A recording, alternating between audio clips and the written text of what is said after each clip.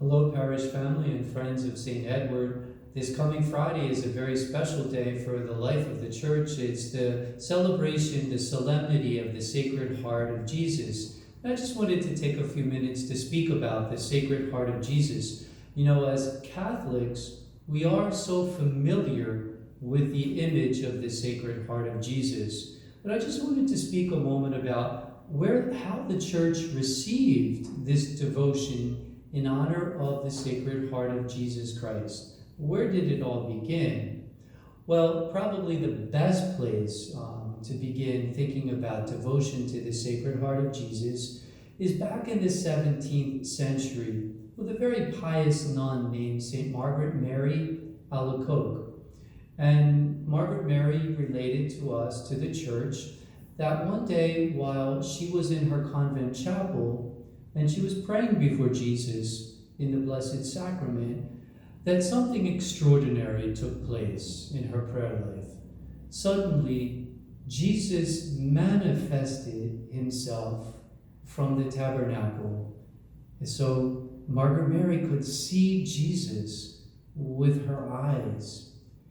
And Jesus said this, "Margaret, I want you to look upon my Sacred Heart.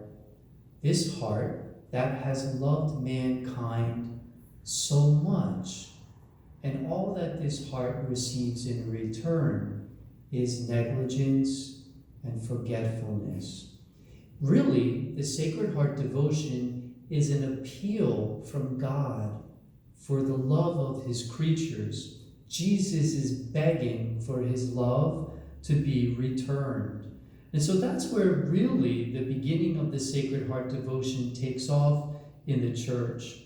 And you know, when children, when they see the image of the Sacred Heart, for the first time, they often ask, well, what are all those things on the heart of Jesus? Well, when he did expose his heart to St. Margaret Mary, there were some symbols on his heart. And so the first thing that we see on the Sacred Heart of Jesus is the fire, the flame of love, that is symbolic that the heart of Jesus Christ is on fire with the very love of God the Holy Spirit, in love for his Father and for every single member of the human race. What's interesting with this image is that we are reminded that God now loves us with a human heart.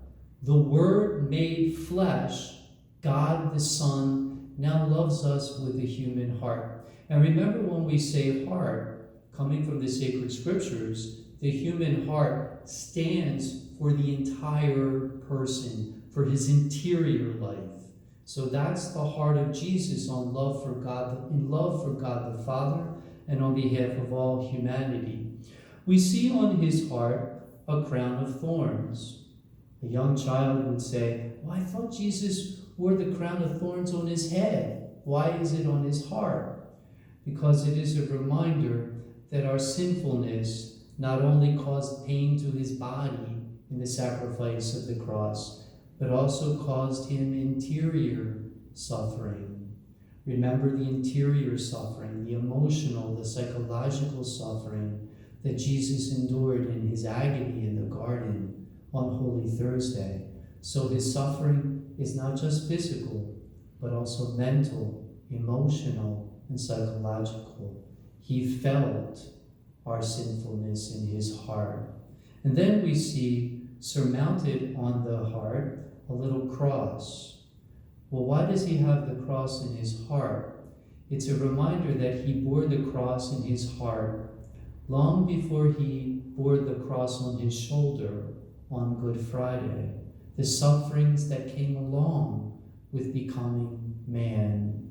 And then finally we see the wound in his heart that was placed there after he expired on the cross. The wound in his heart that still remains there is a reminder that Jesus poured himself out completely on behalf of our salvation, to the last drop of his precious blood. And also the heart or the wound on the heart of Jesus is an invitation to take refuge in his heart. to enter into his heart. He has given himself completely, and he wants to enter in.